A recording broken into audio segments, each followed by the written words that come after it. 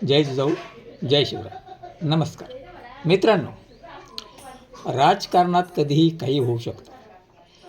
आपण मागच्या व्हिडिओमध्ये पाहिलं असेल की ठाकरे बंधू 71 प्लस काँग्रेस 24 प्लस शिंदे 29 असं आपण पाहिलं.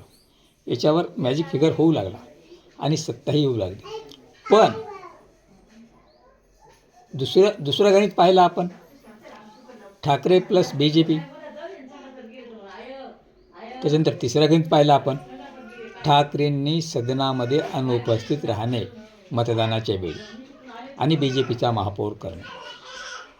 आता ह्या शक्यता सगळ्या पडताळून पाहिल्यानंतर जर शिंदेंच्या मनात आलं की भाजपा आपल्याला किंमत देत नाही, भाजपा आपला यूज अँड थ्रो करते, भाजपा आपला वापर करून घेते, तर त्यावेळी जरी उद्धव ठाकरेसोबत हात मिळवणी करायची नसली, त्यांनी आपल्यावर लावलेला गद्दारीचा शिक्का जिव्हारी लागत असला तरीसुद्धा पुन्हा एकदा स्वर्गीय बाळासाहेब ठाकरेंच्या जन्मशताब्दीनिमित्त मुंबईत मराठा महापौर बसवायचा असेल आणि शिवसेनेचाच बसवायचा असेल तर शिंदे देखील सभागृहामध्ये अनुपस्थित राहू शकतात मतदानाच्या वेळी.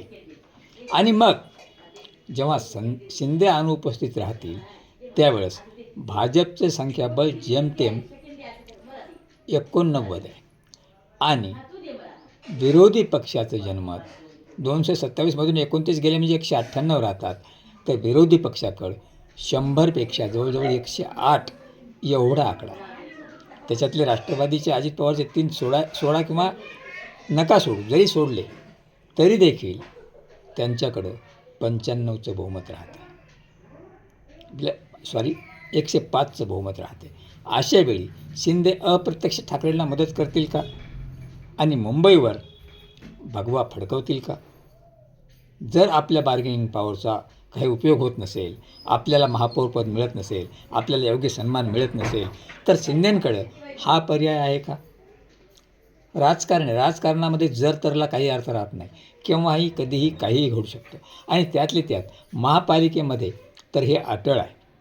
तेव्हा एकनाथ शिंदे ठाकरेंचा महापौर होण्यासाठी अप्रत्यक्ष मदत करतील का, प्रश्न हाच आहे.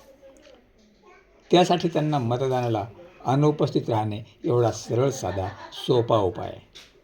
तेव्हा पाहूया पुढे काय होतं ते. लागलीच कमेंट करा.